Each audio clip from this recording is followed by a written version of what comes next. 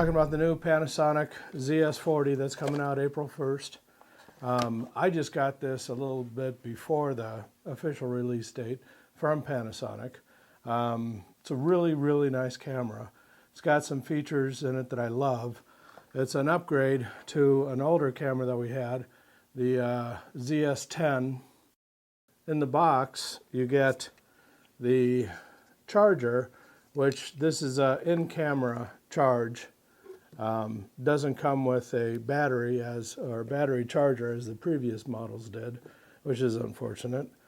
It also has, there's some instructions, and there's also a DVD that has instructions and the software. Unfortunately, the software is Windows only, so if you have a Mac, all you're going to see is a copy of the manual itself. Now I shoot with a Canon 5D Mark III, which is there. But to give you an idea of the difference, this is a 7200 lens for the Canon, and is the cost of 4 of those.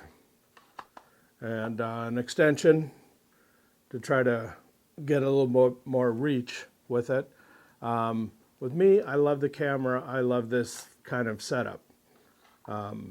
But for my wife, it's really, she likes to do a lot of macro, and it's a difficult setup for her. When she's down, squatting down, trying to get a flower petal, to try to hold 7 or more pounds steady is, of course, a real chore.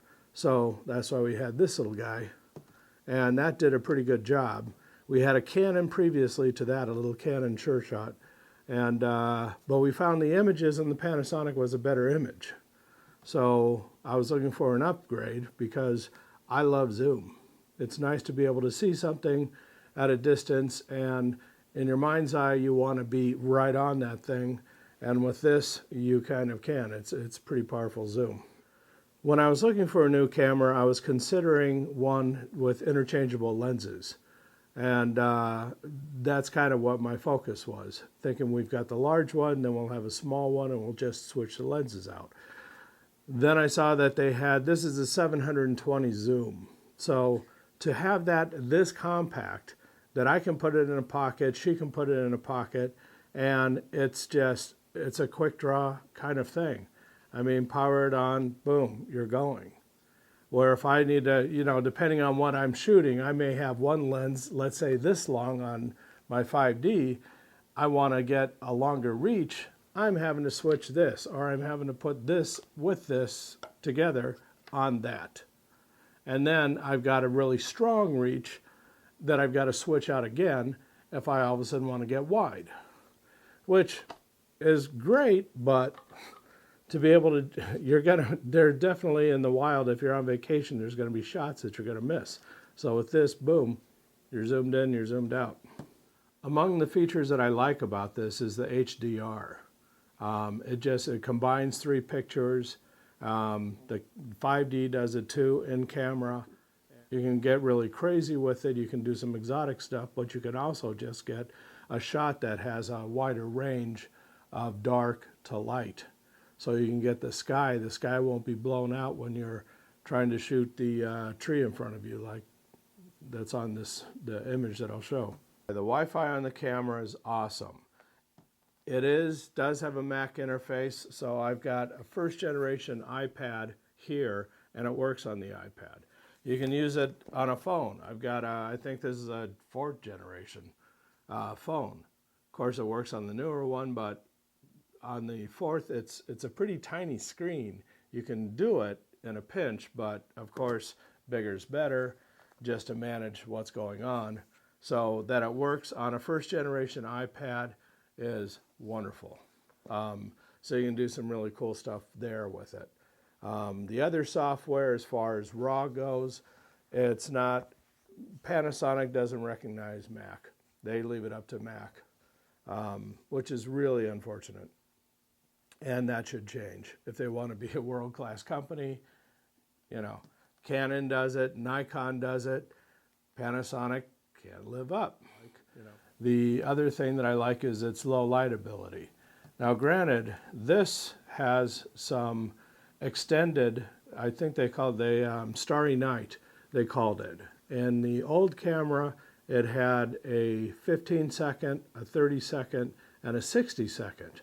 The new camera only has a 15 and a 30. They've eliminated the 60, which is unfortunate because I would like to see it have a 60 and a minute and a half would be terrific, just because it's not that you're going to shoot the stars. Granted, if you're shooting the stars, you can't go over a half a minute because they'll streak because of the rotation of the Earth. But what's really nice is just to do some artsy stuff at night and some fun stuff. You can take you can do what they call painting. I forget the exact technical word, but light painting.